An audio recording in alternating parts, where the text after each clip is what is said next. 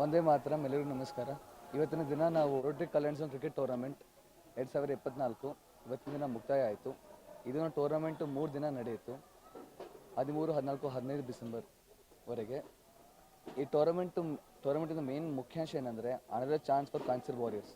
Cancer ಏನಂತ ರೋಗದಿಂದ ಎಷ್ಟು ಜನ ಏನಂತಾರೆ ಸಮಸ್ಯೆಲಿದ್ದಾರೆ, ಅದ್ರ ಸಲುವಾಗಿ ಒಂದು ಉದ್ದೇಶದಿಂದ ಟೂರ್ನಮೆಂಟ್ ಮಾಡ್ತೀವಿ. ಈ ಟೂರ್ನಮೆಂಟ್ ಮಾಡಿದ್ದು ಈ ಪಂದ್ಯಾವಳಿ ಏನು ಮಾಡಿದ್ದೀವಲ್ಲ ಅದ್ರ ಜೊತೆ ನಾವು ಫಂಡ್ ರೈಸ್ ಮಾಡ್ತೀವಿ. ಏನಂದ್ರೆ ಒಂದು 8 ಟೀಮ್ ರೆಡಿ ಮಾಡಿ 8 ಟೀಮಲ್ಲಿ ಏನಂತಾರೆ ಇಬ್ಬರಿಬ್ಬರು ಓನರು ಮಾಲೀಕರು, ಹೆಂಗೆ ಇದು IPL ಅಲ್ಲಿ ಏನಂತಾರೆ ಎಲ್ಲ ಟೀಮನ್ನು ಓನರ್ ಇರ್ತಾರಲ್ಲ ಆ ಥರ ನಾವು ಇಲ್ಲಿ ರೋಟರಿ ಕಲ್ಯಾಣ ಝೋನ್ ಪ್ರೀಮಿಯರ್ ಲೀಗ್ ಥರ ಮಾಡಿದ್ದೀವಿ.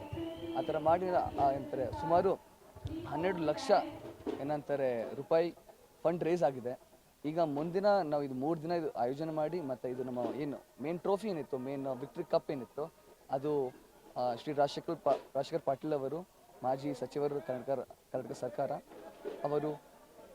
ಅವರ ತಂದೆಯವರಾದ ದಿವಂಗತ ಶ್ರೀ ಬಸವರಾಜ್ ಪಾಟೀಲ್ ಅವರು, ಮಾಜಿ ಸಚಿವರು ಕರ್ನಾಟಕ ಸರ್ಕಾರ, ಅವರ ಏನಂತಾರೆ ನೆನಪಿನಲ್ಲಿ ಈ ಏನಂತಾರೆ ಟ್ರೋಫಿ ಏನಂತಾರೆ ಭಾರತಿ ಸೂಪರ್ ಕಿಂಗ್ಸ್ ಏನಿದ್ದು ನಮ್ಮ ಪಂದ್ಯಾವಳಿದು ಏನಂತಾರೆ ವಿನ್ನರ್ ಆದರು. ಸೊ ಅವರಿಗೆ ಏನಂತಾರೆ ಇದು ಪ್ರದಾನ ಆಯಿತು. ಮತ್ತು ಈಗ ಮುಂದಿನ ಒಂದು ಮುಖ್ಯಾಂಶ ಏನಿದೆ ಅಂದರೆ ಇದು ಈ ಕ್ಯಾನ್ಸರ್ದು ಏನಂತಾರೆ